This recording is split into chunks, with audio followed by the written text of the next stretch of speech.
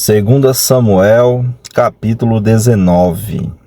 Disseram a Joabe: Eis que o rei anda chorando e se lamentando por Absalão. Assim a vitória se tornou naquele mesmo dia em luto por todo o povo, porque naquele dia o povo tinha ouvido dizer: o rei está de luto por causa de seu filho. Naquele mesmo dia o povo entrou às escondidas na cidade, como faz quando foge envergonhado da batalha. O rei tinha coberto o rosto e exclamava em alta voz: Meu filho Absalão, Absalão, meu filho, meu filho. Então Joabe entrou na casa do rei e lhe disse: Hoje o rei envergonhou a face de todos os seus servos, que hoje mesmo livraram a sua vida, a vida de seus filhos e de suas filhas, e a vida de suas mulheres e de suas concubinas. Você ama os que o odeiam e odeia os que o amam. Hoje dá a entender que os seus comandantes e soldados não têm qualquer valor, porque agora entendo que se Absalão estivesse vivo e todos nós hoje estivéssemos mortos, então você estaria contente. Agora levante-se, saia e diga uma palavra de encorajamento aos seus soldados. Juro pelo Senhor que se não sair, nenhum só homem ficará com você esta noite. E este mal seria maior do que todos os que têm vindo sobre você, desde a sua mocidade até agora. Então o rei se levantou e sentou junto ao portão da cidade, e anunciaram isso a todo o povo, dizendo: Eis que o rei está sentado junto ao portão da cidade. E todo o povo veio apresentar-se diante dele, do rei. Ora, Israel havia fugido cada um para a sua tenda. Todo o povo, em todas as tribos de Israel, andava discutindo entre si, dizendo: O rei nos tirou das mãos de nossos inimigos, livrou-nos das mãos dos filisteus, e agora fugiu da terra por causa de Absalão. Absalão, a quem ungimos sobre nós, morreu na batalha. Agora, porque vocês estão calados e não fazem com que o rei volte? Então o rei Davi mandou dizer aos sacerdotes Zadoque e a Abiatar: Perguntem aos anciãos de Judá, por que vocês seriam os últimos a trazer o rei de volta ao seu palácio, visto que aquilo que todo Israel dizia já chegou aos ouvidos do rei? Vocês são meus irmãos, são do mesmo povo que eu.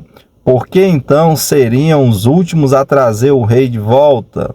Digam a Amasa: Você não é da mesma família que eu? Que Deus me castigue se você não vier a ser para sempre comandante do meu exército, em lugar de Joabe. Com isto, o rei moveu o coração de todos os homens de Judá, como se fossem um só homem, e mandaram dizer ao rei: Volte com todos os seus servos. Então o rei voltou e chegou ao Jordão, e os homens de Judá foram a Gilgal para encontrar-se com o rei, a fim de fazê-lo passar o Jordão. Simei, filho de Gera, benjamita, que era de Baurim, apressou-se e desceu com os homens de Judá a encontrar-se com o rei Davi. Com eles estavam 1000 homens de Benjamim, bem como Ziba, servo da casa de Saul, acompanhado de seus 15 filhos e seus 20 servos. Entraram no Jordão à vista do rei, e o atravessaram para fazerem passar a casa real e para fazerem o que lhe era agradável. Então Simei, filho de Gera, prostrou-se diante do rei, quando este ia passar o Jordão, e lhe disse: Que o meu senhor, o rei, não me tenha por culpado, nem se lembre do mal que este seu servo cometeu no dia em que o rei, meu senhor, saiu de Jerusalém. Que o rei não guarde isso em seu coração, porque este seu servo sabe que pecou. Por isso, de toda a casa de José, sou hoje o primeiro que veio encontrar-se com o rei, meu senhor. Então Abisai, filho de Zeruia, disse: será que Simei não deveria morrer pelo que fez? Ele amaldiçoou o ungido do Senhor. Porém Davi disse: que tenho eu a ver com vocês, filhos de Zeruia? Querem agora se tornar meus adversários? Morreria alguém hoje em Israel? Será que eu não sei que hoje novamente sou rei sobre Israel? Então o rei disse a Simei: você não será morto. E o rei jurou que seria assim. Também Mefibosete, neto de Saul, desceu a encontrar-se com o rei. Ele não tinha tratado dos pés, nem aparado a barba, nem lavado as roupas desde o dia em que o rei tinha saído até o dia em que voltou em paz. Quando ele chegou de Jerusalém para encontrar-se com o rei, este lhe perguntou: por que você não foi comigo, Mefibosete? Ele respondeu: ó rei, meu senhor, o meu criado me enganou, porque este seu servo dizia: vou mandar preparar um jumento e montarei nele para ir com o rei, porque este seu servo é coxo.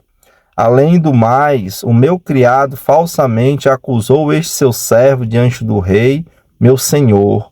Porém, o rei, meu senhor, é como um anjo de Deus, que faça o que achar melhor. Porque toda a casa de meu pai era digna de morte diante do rei, meu senhor.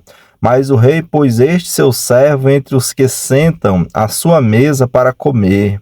Que direito ainda tenho? Que mais posso pedir ao rei? Então o rei disse: por que você ainda fala dos seus negócios? Eu decido que você e Ziba repartam as terras. Mas Mefibosete disse ao rei: que ele fique com tudo, uma vez que o rei meu senhor já voltou em paz à sua casa. Também Barzilai, o gileadita, desceu do Rogelim e passou com o rei o Jordão, para o acompanhar até o outro lado. Barzilai era bem velho, da idade de 80 anos. Ele havia sustentado o rei quando este estava em Maanaim, porque era um homem muito rico. O rei disse a Barzilai: venha comigo e eu sustentarei em Jerusalém. Mas Barzilai respondeu ao rei: quantos serão ainda os dias dos anos da minha vida? Não vale a pena subir com o rei a Jerusalém. Hoje tenho 80 anos. Poderia eu discernir entre o que é bom e o que é mal? Poderia este seu servo perceber o sabor do que come e do que bebe? Poderia eu ainda ouvir a voz dos cantores e cantoras? E porque este seu servo se tornaria ainda um peso ao rei, meu senhor? Este seu servo irá com o rei só um pouco além do Jordão, porque o rei iria me retribuir com tal recompensa. Deixe que este seu servo volte e morrerei na minha cidade e serei sepultado junto de meu pai e de minha mãe. Mas aqui está o seu servo Quimã, deixe que ele passe com o rei meu senhor. Faça por ele o que achar melhor. O rei respondeu: Quimã passará comigo, e eu farei por ele o que você achar melhor. E tudo que você me pedir, isso farei por você. Todo o povo passou o Jordão, e o rei também passou. E o rei beijou Barzilai e o abençoou. E Barzilai voltou para casa. Dali o rei foi para Gilgal, e Quimã foi com ele. Todo o povo de Judá e metade do povo de Israel acompanharam o rei.